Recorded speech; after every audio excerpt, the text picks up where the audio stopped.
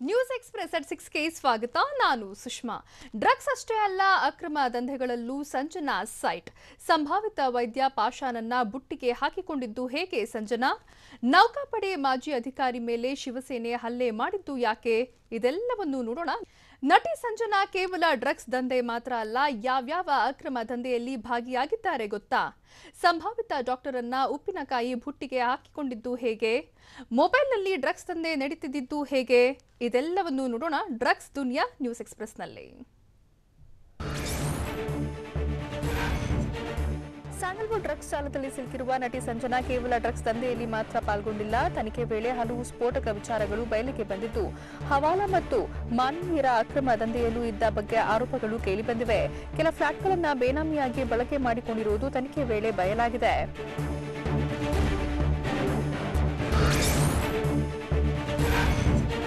ನಟಿ ಸಂಜನಾ ಸಿನಿಮಾದಲ್ಲಿ ನಟಿಸಿದ್ರೂ ಕೂಡ ಸಿನಿಮಾಗಿಂತ ಹೆಚ್ಚಾಗಿ ಅನ್ಯ ದಂಧೆಗಳಿಂದಲೇ ಹೆಚ್ಚು ಸಂಪಾದನೆ ಮಾಡಿರೋ ಆರೋಪ ಕೇಳಿಬರುತ್ತಿವೆ.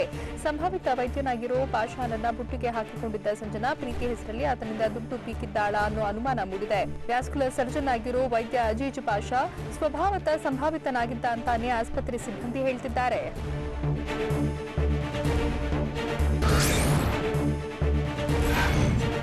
ಸ್ಯಾಂಡಲ್ವುಡ್ ಡ್ರಗ್ಸ್ ಜಾಲದ ಕೇಸ್ನಲ್ಲಿ ಸಿಲುಕಿರುವ ಸಂಜನಾ ಮತ್ತು ರಾಗಿಣಿಯನ್ನ ಮತ್ತೆ ಪೊಲೀಸ್ ಕಸ್ಟಡಿಗೆ ಪಡೆಯೋಕೆ 3 ಕಾರಣಗಳು ಇದೆಯಂತೆ. 2018ರಲ್ಲಿ ಡ್ರಗ್ಸ್ ಸಮೇತ ಪ್ರತೀಕ್ ಶೆಟ್ಟಿ ಬಂಧಿಸಲಾಗಿತ್ತು. ಈ ಸಮಯದಲ್ಲಿ ಸ್ಯಾಂಡಲ್ವುಡ್ ಲಿಂಕ್ ಬಗ್ಗೆ ಆತ ತಪ್ಪೊಪ್ಪಿಗೆ ನೀಡಿದ್ದ. ರಾಗಿಣಿ ಅಲ್ಲದೆ ಇತರೆ ನಟ ನಟಿಯರ ಬಗ್ಗೆ ಮಾಹಿತಿ ನೀಡಿದ್ದ. ಇದನ್ನ ಆಧಾರವಾಗಿ ಇಟ್ಕೊಂಡು ರಾಗಿಣಿಯನ್ನ ಮತ್ತೆ ಕಸ್ಟಡಿಗೆ ಪಡೆಯಲಾಗಿದೆ.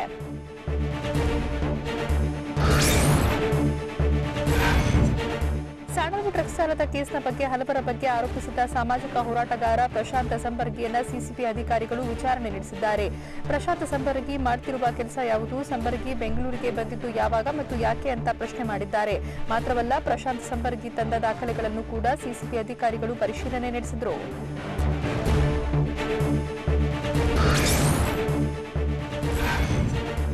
ನಟಿ ರಾಗಿಣಿ ಮತ್ತು ಸಂಜನಾ ಇಬ್ಬರು ಡ್ರಗ್ಸ್ ಪಡೆದಿರೋದ್ರ ಬಗ್ಗೆ ಮಾಹಿತಿ ನೀಡೋಕೆ ರಂಪಾಟ ನಡೆಸ್ತಾನೆ ಇದ್ದಾರೆ. ನ್ಯಾಯಾಲಯ ಅನುಮತಿ ನೀಡಿದ್ರೂ ಸಹ ಮೆಡಿಕಲ್ ಟೆಸ್ಟ್ಗೆ ಸಹಕಾರ ನೀಡಿರಲಿಲ್ಲ. ಇನ್ನು ರಾಗಿಣಿ ಸಂಜನಾ ಮೊಬೈಲ್ನಲ್ಲಿ ಡ್ರಗ್ಸ್ ದಂಧೆಗೆ ಸಂಬಂಧಿಸಿದ ಮಾಹಿತಿ ಲಭ್ಯವಾಗಿದೆ. ಸಾಕಷ್ಟು ಸಾಕ್ಷ್ಯಾಧಾರಗಳನ್ನ ನಟಿಯರು ಡಿಲೀಟ್ ಮಾಡಿದ್ರು.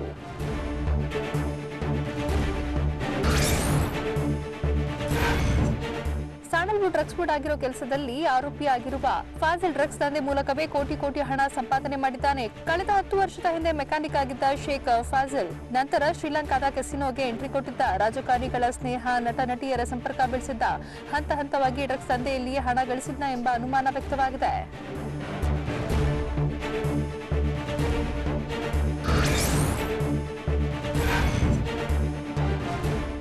ನಶೆರಂಟಿನ ಕೇಸ್ನಲ್ಲಿ ತಗ್ಲಾಕೊಂಡಿರುವ ನಟಿ ರಾಗಿಣಿ ಮತ್ತು ರವಿಶಂಕರ್ ಹಾಗೂ ಲೂಮ್ ಪೆಪ್ ಮೊಬೈಲ್ ಚಾಟಿಂಗ್ ಮೂಲಕವೇ ತಗ್ಲಾಕಿಕೊಂಡಿದ್ದಾರೆ. ಪ್ರಶಾಂತ್ ರಂಕ ಬಳಸುತ್ತಿದ್ದ ಮೊಬೈಲ್ನಲ್ಲಿದ್ದ ಡೇಟಾ ರಿಟ್ರೀವ್ ಮಾಡಿದ್ದು, ಕಳೆದ 1 ವರ್ಷದಿಂದ ನಡೆಸಿರುವ ಚಾಟಿಂಗ್ ಅನ್ನು ಸಿಸಿಬಿ ವಶಕ್ಕೆ ಪಡೆದಿದೆ. ಗೌರಿ ಲಂಕೇಶ್ ಪ್ರಕರಣದಲ್ಲಿ ಕೆಲಸ ಮಾಡಿದ್ದ ಅಧಿಕಾರಿಗಳ ತಂಡವೇ ಈ ಕೇಸನ್ನು ಜಾಲಾಟ ನಡೆಸ್ತಾ ಇದೆ.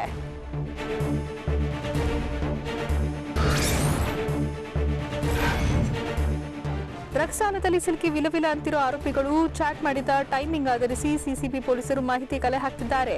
ಆರೋಪಿಗಳು ಚಾಟ್ ಮಾಡಿರುವ ಸ್ಥಳ ಮತ್ತು ಸಮಯದ ಬಗ್ಗೆ ಮಾಹಿತಿ ಪಡೆದಿದ್ದು, ಡ್ರಗ್ಸ್ ಖರೀದಿಯಾದ ಸಮಯದಲ್ಲಿ ಹಾಗೂ ಖರೀದಿಗೂ ಮುಂಚೆ ನಡೆಸಿದ ಮಾತುಕತೆಯನ್ನ ಆಧಾರವಾಗಿ ಇಟ್ಕೊಂಡು ಲೊಕೇಶನ್ ಸಮೇತ ಸಾಕ್ಷಿಗಳನ್ನ ಪಡೆಯಲಾಗಿದೆ.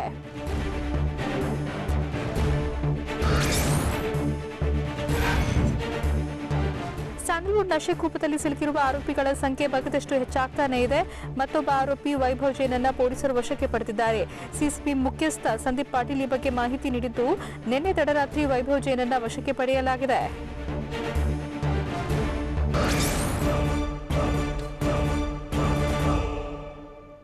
ಪಾರ್ಟಿಗಳಲ್ಲಿ ವೀರೇನ್ ಖನ್ನಾ ಕೇವಲ ರಾಗಿಣಿ ಮತ್ತು ಸಂಜನಾಗೆ ಮಾತ್ರ ಎಂಟ್ರಿ ಕೊಡಿಸ್ತಿದ್ದು ಯಾಕೆ?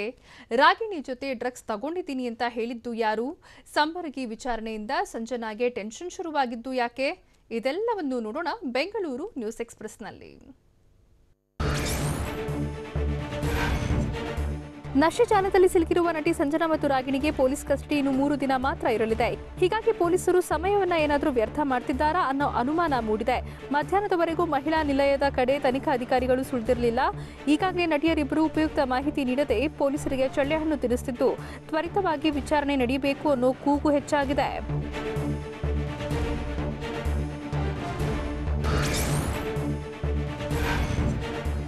ಸ್ಯಾಂಡಲ್ವುಡ್ ನಶೆ ಜಾಲದಲ್ಲಿ ಸಿಲುಕಿರುವ ನಟಿ ರಾಗಿಣಿ ಮತ್ತು ಸಂಜನಾ ಪಾರ್ಟಿಗಳಲ್ಲಿ ಹೆಚ್ಚಾಗಿ ಕಾಣಿಸಿಕೊಳ್ತಿದ್ರು. ವೀರೇನ್ ಖನ್ನಾ ಈ ನಟಿಯರಿಬ್ಬರನ್ನ ಬಿಟ್ಟರೆ ಭಾರತೀಯರಿಗೆ ಎಂಟ್ರಿ ಕೊಡಿಸುತ್ತಿರಲಿಲ್ಲ. ವಿದೇಶಿಯರಿಗಷ್ಟೇ ಪಾರ್ಟಿ ಬಾಗಿಲು ತೆರೆಯುತ್ತಿದ್ದ ಬಗ್ಗೆ ವಿಚಾರಣೆ ವೇಳೆ ವೀರೇನ್ ಖನ್ನಾ ಸ್ಫೋಟಕ ಮಾಹಿತಿ ನೀಡಿದ್ದಾನೆ. ಖನ್ನಾ ಪಾರ್ಟಿಯಲ್ಲಿ ಇರಾನಿ ಯುವತಿಯರೇ ಹೆಚ್ಚಿನ ಸಂಖ್ಯೆಯಲ್ಲಿ ಭಾಗಿಯಾಗಿದ್ರಂತೆ.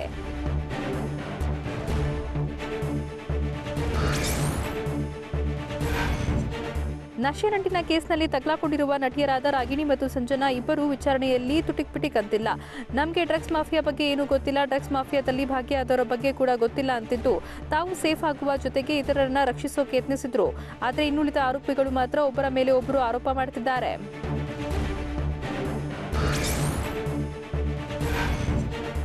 ಸ್ಯಾಂಡಲ್ವುಡ್ನ ಉಪ್ಪಿನಕಾಯಿ ಸಂಜನಾ ಪಾರ್ಟಿ ಬರ್ಡ್ ಅನ್ನೋದು ಅವರ ಆತ್ಮೀಯರಿಗೆಲ್ಲ ಗೊತ್ತು. ಹೈಫೈ ಹುಡುಗರೊಂದಿಗೆ ನಟಿ ಸಂಜನಾಗೆ ಲಿಂಕ್ ಇತ್ತು. ರಾಜ್ಯದಲ್ಲೂ ಹೈಫೈ ಜನರೊಂದಿಗೆ ಸಂಜನಾ ಓಡಾಡ್ತಿದ್ರು.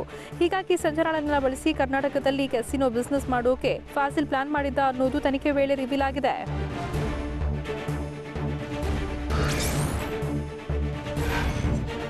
ತುಪ್ಪದ ಬೆಡಗಿ ನಟಿ ರಾಗಿಣಿ ಡ್ರಗ್ಸ್ ಟೆಸ್ಟ್ ವೇಳೆ ನೌಟಂಕಿ ಆಟ ಆಡ್ತಿದ್ದಾರೆ. ಆದರೆ ನಾನು ಮತ್ತು ರಾಗಿಣಿ ಇಬ್ಬರು ಒಟ್ಟಿಗೆ ಡ್ರಗ್ಸ್ ಸೇವನೆ ಮಾಡ್ತಿದ್ವಿ ಅಂತ ಆರೋಪಿ ರವಿಶಂಕರ್ ಹೇಳಿದ್ದಾನೆ. ಸಿಸಿಬಿ ಮುಂದೆ ತಪ್ಪೊಪ್ಪಿಕೊಂಡಿರೋ ರವಿಶಂಕರ್ ಲೂಪ್ ಪೆಪ್ಪರ್ ಬಳಿ ನಾನೇ ಡ್ರಗ್ಸ್ ಖರೀದಿ ಮಾಡಿ ರಾಗಿಣಿ ಜೊತೆ ಒಟ್ಟಿಗೆ ಡ್ರಗ್ಸ್ ಸೇವನೆ ಮಾಡಿದ್ದೇವೆ ಅಂತ ಹೇಳಿರುವುದು ನಟಿ ಪಾಲಿಗೆ ಮುಳುವಾಗ್ತಿದೆ.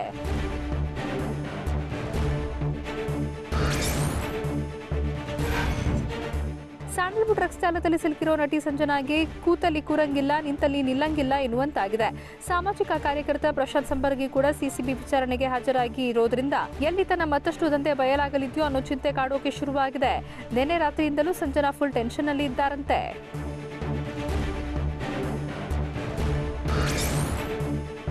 ಜಮೀರ್, ಕೊಲಂಬೋದ ಕೆಸಿನೋಗೆ ನಾನು ಹೋಗಿದ್ದು ನಿಜ. ಪ್ರತಿ 1.5 ವರ್ಷಕ್ಕೊಮ್ಮೆ ನಾನು ಕೊಲಂಬೋಗೆ ಹೋಗ್ತಿದ್ದೆ. ನಾನಷ್ಟೇ ಅಲ್ಲ, ಜೆಡಿಎಸ್ನಲ್ಲಿದ್ದಾಗ 28 ಶಾಸಕರು ಕೊಲಂಬೋ ಕೆಸಿನೋಗೆ ಹೋಗಿದ್ರು ಅಂತ ಹೇಳಿದ್ದಾರೆ.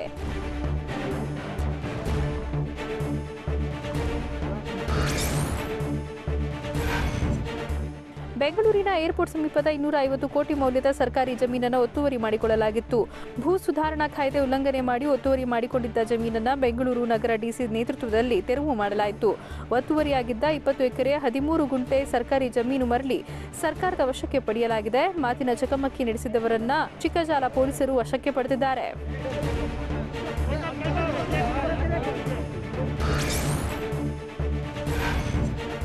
ಕೊರೋನಾ ಸೋಂಕಿನಿಂದಾಗಿ ಗಾರ್ಮೆಂಟ್ಸ್ ಉದ್ಯಮ ಕೂಡ ಸಂಕಟ ಅನುಭವಿಸ್ತಾ ಇದೆ. ಲಾಕ್ಡೌನ್ ಅವಧಿಯಲ್ಲಿ ಗಾರ್ಮೆಂಟ್ಸ್ ಬಂದ್ ಆಗಿದ್ದರಿಂದ ನೌಕರರು ಸಂಬಳ ಇಲ್ಲದೆ ಸಂಕಷ್ಟಕ್ಕೆ ಸಿಲುಕಿದ್ರು. ಕೊರೋನಾ ವೇಳೆ 10,000 ರೂಪಾಯಿ ಸಂಬಳ ನೀಡುವ ಭರವಸೆ ನೀಡಲಾಗಿತ್ತು. ಆದರೆ ಈಗ ಕೇವಲ 4,000 ರೂಪಾಯಿ ನೀಡಿದ್ದಕ್ಕೆ ಪೀಣ್ಯದ ರಾಜಗೋಪಾಲ್ ನಗರದಲ್ಲಿ ಗಾರ್ಮೆಂಟ್ಸ್ ನೌಕರರು ಪ್ರತಿಭಟನೆ ನಡೆಸಿದರು.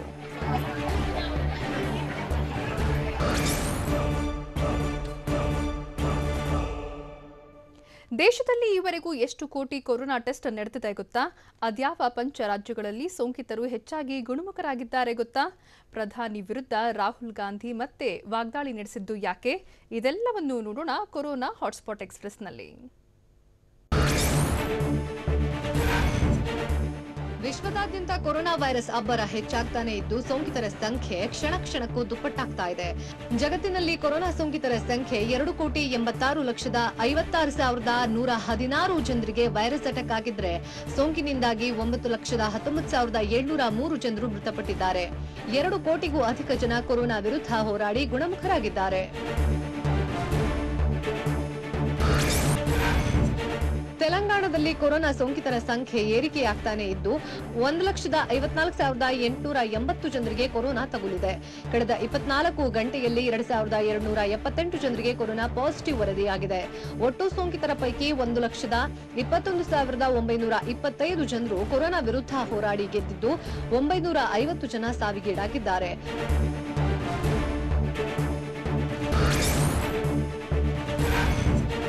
ದೇಶದಲ್ಲಿ ಕೊರೋನಾ ಸೋಂಕು ತೀವ್ರಗತಿಯಲ್ಲಿ ಹೆಚ್ಚಾಗ್ತಾ ಇದ್ದು ಕಳೆದ 24 ಗಂಟೆಗಳಲ್ಲಿ 77,570 ಹೊಸ ಪ್ರಕರಣಗಳು ಪತ್ತೆಯಾಗಿವೆ. ದೇಶದಲ್ಲಿ ಈವರೆಗೆ 77,000ಕ್ಕೂ ಅಧಿಕ ಜನ ಜೀವ ಕಳೆದುಕೊಂಡಿದ್ದು ಈವರೆಗೆ ದೇಶದಲ್ಲಿ 5.51 ಕೋಟಿ ಕೋವಿಡ್ ಟೆಸ್ಟ್ ನಡೆದಿದೆ ಅಂತ ಕೇಂದ್ರ ಆರೋಗ್ಯ ಇಲಾಖೆ ತಿಳಿಸಿದೆ.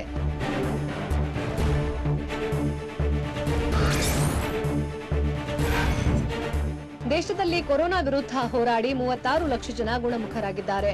ಈ ಮೂಲಕ ರಿಕವರಿ ರೇಟ್ ಶೇಕಡಾ 77.77ಕ್ಕೆ ಏರಿಕೆಯಾಗಿದೆ.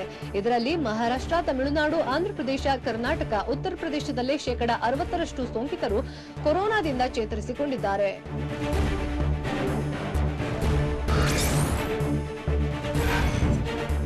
ಮೋದಿ ಸರ್ಕಾರದ ಯೋಜಿತ ಹೋರಾಟದಿಂದ ಭಾರತದ ಆರ್ಥಿಕತೆ ಪ್ರಪಾತಕ್ಕೆ ಬಿದ್ದಿದೆ ಅಂತ ರಾಹುಲ್ ಗಾಂಧಿ ವ್ಯಂಗ್ಯವಾಡಿದ್ದಾರೆ. 4 ಅಂಶಗಳನ್ನ ಉಲ್ಲೇಖಿಸಿ ಕಿಡಿಕಾರಿರೋ ರಾಹುಲ್ ಗಾಂಧಿ, ದೇಶದಲ್ಲಿ ಶೇಕಡಾ 24ರಷ್ಟು ಐತಿಹಾಸಿಕ ಜಿಡಿಪಿ ಕುಸಿತಗೊಂಡಿದ್ರೆ 12 ಕೋಟಿ ಜನರ ಉದ್ಯೋಗ ನಷ್ಟವಾಗಿದೆ. ಜಾಗತಿಕವಾಗಿ ಅತಿ ಹೆಚ್ಚು ದೈನಂದಿನ ಕೋವಿಡ್ ಪ್ರಕರಣ ಮತ್ತು ಸಾವು ಸಂಭವಿಸುತ್ತಿದೆ ಅಂತ ಉಲ್ಲೇಖಿಸುವ ಮೂಲಕ ಮೋದಿ ವಿರುದ್ಧ ರಾಹುಲ್ ಟ್ವೀಟ್ ಮಾಡಿದ್ದಾರೆ.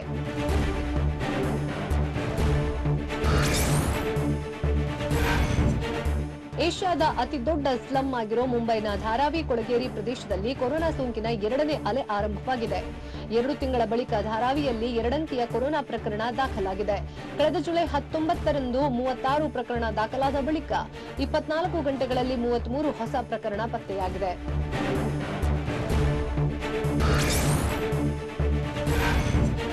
ಕೊರೋನಾ ಸೋಂಕು ನಿಗ್ರಹಿಸುವ ಸಲುವಾಗಿ ರಷ್ಯಾ ಸೇರಿದಂತೆ ಹಲವು ದೇಶಗಳು ವ್ಯಾಕ್ಸಿನ್ ಸಂಶೋಧನೆಯಲ್ಲಿ ತೊಡಗಿವೆ.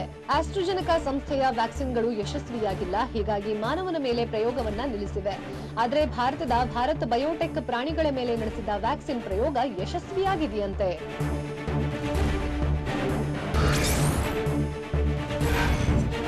ಶಾಸಕ ಅಮರೇಗೌಡ ಬಯ್ಯಾಪುರಗೂ ಕೊರೋನಾ ಸೋಂಕು ಕಾಣಿಸಿಕೊಂಡಿದೆ. ಕೊಪ್ಪಳ ಜಿಲ್ಲೆ ಕುಷ್ಟಗಿ ಕ್ಷೇತ್ರದ ಕೈ ಶಾಸಕರಿಗೆ ಸೋಂಕು ಕಾಣಿಸಿಕೊಂಡಿದ್ದರಿಂದಾಗಿ ಬೆಂಗಳೂರಿನ ಖಾಸಗಿ ಆಸ್ಪತ್ರೆಯಲ್ಲಿ ಕೊರೋನಾಗೆ ಚಿಕಿತ್ಸೆ ಪಡಿತಾ ಇದ್ದಾರೆ. ಅವರ ಸಂಪರ್ಕದಲ್ಲಿ ಇದ್ದವರು ಕೋವಿಡ್ ಟೆಸ್ಟ್ ಮಾಡಿಸೋಕೆ ಶಾಸಕರ ಆಪ್ತ ಸಹಾಯಕರು ಮನವಿ ಮಾಡಿಕೊಂಡಿದ್ದಾರೆ.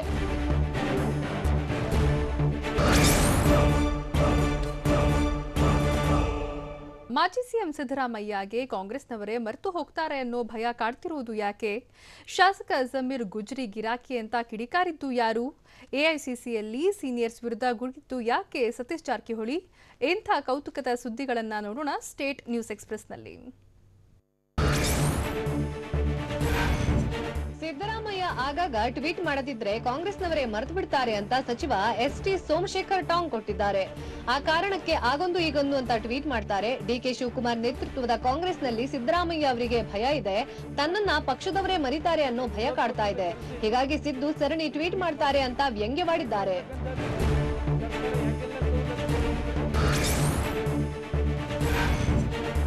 ಡ್ರಗ್ಸ್ ಕೇಸ್ ವಿಚಾರದಲ್ಲಿ ಶಾಸಕ ಜಮೀರ್ಗೆ ತಪ್ಪಿತಸ್ಥ ಎಂಬ ಭಾವನೆ ಕಾಡ್ತಾ ಇರಬಹುದು ಅಂತ ಸಚಿವ ಎಸ್ಟಿ ಸೋಮಶೇಖರ್ ಹೇಳಿದ್ದಾರೆ. ಮೈಸೂರಿನಲ್ಲಿ ಮಾತನಾಡಿದ ಅವರು, ಅಲ್ಪಸಂಖ್ಯಾತ ಶಾಸಕನೆಂದು ನನ್ನನ್ನ ಟಾರ್ಗೆಟ್ ಮಾಡಲಾಗ್ತಾ ಇದೆ ಅಂತ ಜಮೀರ್ ಹೇಳ್ತಾರೆ.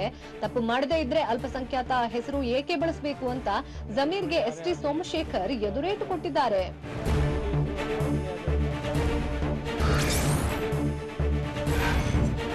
ಶಾಸಕ ಜಮೀರ್ ಅಹಮದ್ ಚಿಲ್ಲರೆ ಗುಜರಿ ಗಿರಾಕಿ ಅಂತ ದಾವಣಗೆರೆ ಜಿಲ್ಲೆ ಹೊನ್ನಾಳಿಯಲ್ಲಿ ಶಾಸಕ ರೇಣುಕಾಚಾರ್ಯ ಟಾಂಗ್ ಕೊಟ್ಟಿದ್ದಾರೆ. ಜಮೀರ್ ಏನೇ ಗಳಿಸಿದ್ರು ಅನೈತಿಕ ಚಟುವಟಿಕೆಗಳಿಂದ ಅಂತ ಆರೋಪಿಸಿದ್ದಾರೆ. ಅಲ್ಲದೆ ಜಮೀರ್ ಅನೈತಿಕ ಚಟುವಟಿಕೆಗಳಿಂದ ಉನ್ನತ ಸ್ಥಾನಕ್ಕೆ ಬಂದ ವ್ಯಕ್ತಿ, ಉಪ್ಪು ತಿಂದವರು ನೀರು ಕುಡಿಲೇಬೇಕು ಅಂತ ರೇಣುಕಾಚಾರ್ಯ ವಾಗ್ದಾಳಿ ನಡೆಸಿದ್ದಾರೆ.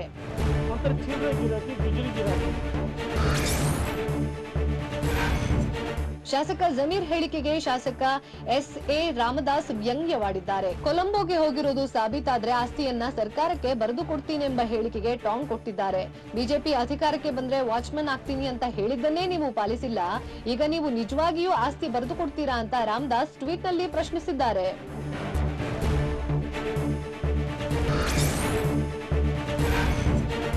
ಸಿಎಂ ಬಿಎಸ್ವೈ ಎಚ್ಡಿ ಕುಮಾರಸ್ವಾಮಿ ಭೇಟಿಗೆ ಬೇರೆ ಅರ್ಥ ಕಲ್ಪಿಸೋದು ಬೇಡ ಅಂತ ಡಿಸಿಎಂ ಗೋವಿಂದ ಕಾರಜೋಳ ಹೇಳಿದ್ದಾರೆ. ದಾವಣಗೆರೆಯಲ್ಲಿ ಮಾತನಾಡಿ ಅವರು, ಬಿಎಸ್ ಯಡಿಯೂರಪ್ಪ ಬಿಜೆಪಿಯ ಪ್ರಶ್ನಾತೀತ ನಾಯಕ, ಬಿಜೆಪಿಯಲ್ಲಿ ಬಿಎಸ್ವೈ ವಿರುದ್ಧ ಯಾವುದೇ ಬೆಳವಣಿಗೆ ಆಗಿಲ್ಲ. ಹೀಗಂತ ಬಿಎಸ್ವೈ ಎಚ್ಡಿಕೆ ಭೇಟಿ ಬಗ್ಗೆ ಡಿಸಿಎಂ ಗೋವಿಂದ ಕಾರಜೋಳ ಸಮರ್ಥನೆ ಕೊಟ್ಟಿದ್ದಾರೆ. 100ಕ್ಕೆ 100ರಷ್ಟು ಜಮೀರ್ ಡ್ರಗ್ ಮಾಫಿಯಾದಲ್ಲಿ ಇದ್ದಾರೆ ಅಂತ ಮಂಡ್ಯದಲ್ಲಿ ಪ್ರಮೋದ್ ಮುತಾಲಿಕ್ ತಿಳಿಸಿದ್ದಾರೆ. ಪ್ರಚಾರಕ್ಕೆ ಮುಂಬೈನಿಂದ ಜಮೀರ್ ನಟರನ್ನ ಕರೆಸ್ತಾರೆ.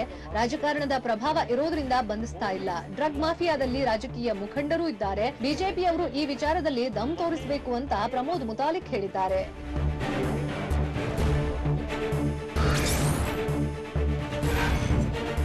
ಎಐಸಿಸಿಗೆ ಕೆಲಸ ಮಾಡುವಂತಹ ಹೊಸಬರ ಅವಶ್ಯಕತೆ ಇದೆ ಅಂತ ಕೆಪಿಸಿಸಿ ಕಾರ್ಯಾಧ್ಯಕ್ಷ ಸತೀಶ್ ಜಾರಕಿಹೊಳಿ ಹೇಳಿದ್ದಾರೆ. ಧಾರವಾಡದಲ್ಲಿ ಮಾತನಾಡಿ ಸತೀಶ್, ಸುಮಾರು 50-60 ವರ್ಷದಿಂದ ಸೇವೆ ಸಲ್ಲಿಸಿದವರಿದ್ದಾರೆ, ಅವರನ್ನ ಕೈಬಿಟ್ಟಿಲ್ಲ, ಅವರಿಗೆ ಬೇರೆ ಕಮಿಟಿ ನೀಡ್ತಾರೆ ಅಂತ ಸತೀಶ್ ತಿಳಿಸಿದ್ದಾರೆ. ಎಐಸಿಸಿ ಕಾರ್ಯಕಾರಿ ಸಮಿತಿ ಬದಲಾವಣೆ ಮಾಡುವ ವಿಚಾರಕ್ಕೆ ಸಂಬಂಧಪಟ್ಟ ಹಾಗೆ ಹೊಸಬರ ಅವಶ್ಯಕತೆ ಇದೆ ಎಂದಿದ್ದಾರೆ.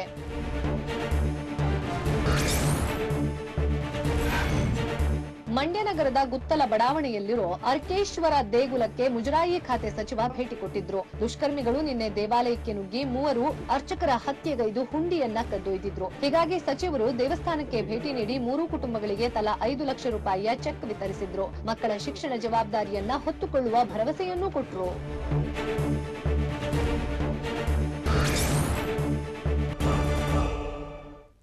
ನೌಕಾಪಡೆಯ ಮಾಜಿ ಅಧಿಕಾರಿ ಮೇಲೆ ಶಿವಸೇನೆಯವರು ಹಲ್ಲೆ ನಡೆಸಿದ್ದು ಯಾಕೆ? ಮಾನ್ಸೂನ್ ಕದನಕ್ಕೆ ಅಧಿವೇಶನ ಹೇಗೆ ಸಜ್ಜಾಗ್ತಿದೆ ಗೊತ್ತಾ? ಕಾಂಗ್ರೆಸ್ ನಾಯಕರೇ ಕಿತ್ತಾಡಿಕೊಂಡಿದ್ದು ಯಾಕೆ? ಇದೆಲ್ಲವನ್ನು ನೋಡೋಣ ನ್ಯಾಷನಲ್ ನ್ಯೂಸ್ ಎಕ್ಸ್‌ಪ್ರೆಸ್‌ನಲ್ಲಿ.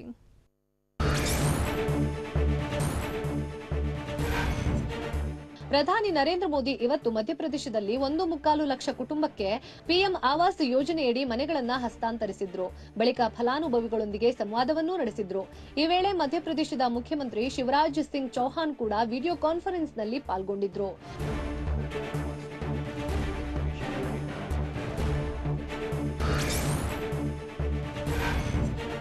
ಸಾಮಾಜಿಕ ಹೋರಾಟಗಾರ ಸ್ವಾಮಿ ಅಗ್ನಿವೇಶ್ ಅಂಗಾಂಗ ವೈಫಲ್ಯದಿಂದ ನಿನ್ನೆ ವಿಧಿವಶರಾಗಿದ್ದಾರೆ. ಆದರೆ ಐಪಿಎಸ್ ಅಧಿಕಾರಿ ಎಂ ನಾಗೇಶ್ವರ ರಾವ್ ಸ್ವಾಮಿ ಅಗ್ನಿವೇಶ್ ಬಗ್ಗೆ ಆಕ್ಷೇಪಾರ್ಹ ಟ್ವೀಟ್ ಮಾಡಿದ್ದಾರೆ. ಹಿಂದೂ ವಿರೋಧಿಯಾಗಿ ಖಾವಿದಾರಿಯಾಗಿದ್ರಿ ಅಂತ ಟ್ವೀಟ್ ಮಾಡಿದ್ದಾರೆ. ಇದಕ್ಕೆ ಜನರು ಆಕ್ಷೇಪ ವ್ಯಕ್ತಪಡಿಸಿದ್ದಾರೆ. ಸತ್ತವರ ಬಗ್ಗೆ ಒಳ್ಳೆ ಮಾತನಾಡುವುದನ್ನ ಬಿಟ್ಟು ಟೀಕಿಸುವುದು ಯಾವ ಸಂಸ್ಕೃತಿ ಅಂತ ಟ್ವಿಟರ್ನಲ್ಲಿ ಜನ ಪ್ರಶ್ನಿಸಿದ್ದಾರೆ. ಮುಂದಿನ ಸೋಮವಾರದಿಂದ ಸಂಸತ್ನ ಉಭಯ ಸದನಗಳ ಮಾನ್ಸೂನ್ ಅಧಿವೇಶನ ಆರಂಭವಾಗಲಿದೆ. ಅಧಿವೇಶನದಲ್ಲಿ ಕೊರೋನಾ ತಡೆ ಮಾರ್ಗಸೂಚಿ ಪಾಲಿಸಲಾಗುತ್ತೆ. ಸದಸ್ಯರೆಲ್ಲರೂ 3 ದಿನ ಮುಂಚೆ ಕೊರೋನಾ ಪರೀಕ್ಷೆ ಮಾಡಿಸಿಕೊಳ್ಳೋಕೆ ಸೂಚಿಸಲಾಗಿದೆ. ಕೇಂದ್ರ ಸರ್ಕಾರದ ವಿರುದ್ಧ ಮುಗಿಬೀಳೋಕೆ ವಿಪಕ್ಷಗಳು ಅಸ್ತ್ರಗಳ ಸಮೇತ ಸಜ್ಜಾಗ್ತಿವೆ.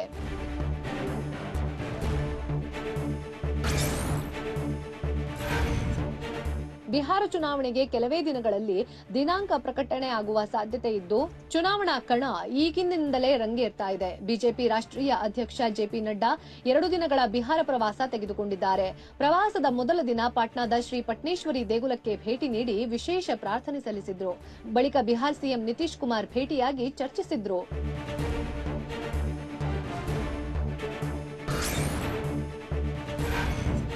ದೆಹಲಿಯಲ್ಲಿ ಪ್ಲಾಸ್ಟಿಕ್ ಫ್ಯಾಕ್ಟರಿಯಲ್ಲಿ ಅಗ್ನಿ ಅವಘಡ ಸಂಭವಿಸಿದೆ. ಶಹಜಾದ್ ಬಾಗ್ ಏರಿಯಾದಲ್ಲಿ 3 ಅಂತಸ್ತಿನ ಕಟ್ಟಡದಲ್ಲಿ ಅವಘಡ ಸಂಭವಿಸಿದ್ದು, ಅಗ್ನಿಶಾಮಕ ಸಿಬ್ಬಂದಿ ಬೆಂಕಿ ನಂದಿಸಿದ್ದಾರೆ. ಘಟನೆಯಲ್ಲಿ ಯಾವುದೇ ಪ್ರಾಣಾಪಾಯ ಸಂಭವಿಸಿಲ್ಲ ಅಂತ ತಿಳಿಸಿರೋ ಅಧಿಕಾರಿಗಳು ಘಟನೆಗೆ ಇನ್ನೂ ಕಾರಣ ಪತ್ತೆಯಾಗಿಲ್ಲ ಅಂತ ಹೇಳಿದ್ದಾರೆ.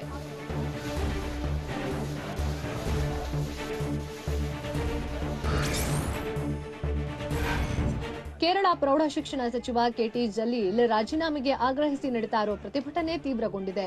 ಗೋಲ್ಡ್ ಸ್ಮಗ್ಲಿಂಗ್ ಕೇಸ್ನಲ್ಲಿ ಜಾರಿ ನಿರ್ದೇಶನಾಲಯದ ಎದುರು ಕೆಟಿ ಜಲೀಲ್ ವಿಚಾರಣೆಗೆ ಹಾಜರಾಗಿದ್ರು. ಹೀಗಾಗಿ ತಮ್ಮ ಸ್ಥಾನಕ್ಕೆ ಕೆಟಿ ಜಲೀಲ್ ರಾಜೀನಾಮೆ ನೀಡಬೇಕು ಅಂತ ಕಾಂಗ್ರೆಸ್, ಬಿಜೆಪಿ ಕಾರ್ಯಕರ್ತರು ಪ್ರತಿಭಟನೆ ನಡೆಸಿದ್ರು. ಕೆಟಿ ಜಲೀಲ್ ನಿವಾಸದ ಎದುರು ಪ್ರತಿಭಟನೆ ನಡೆಸ್ತಾ ಇದ್ದ ವೇಳೆ ಕಾಂಗ್ರೆಸ್ ಕಾರ್ಯಕರ್ತರನ್ನ ಪೊಲೀಸರು ಬಂಧಿಸಿದ್ದಾರೆ.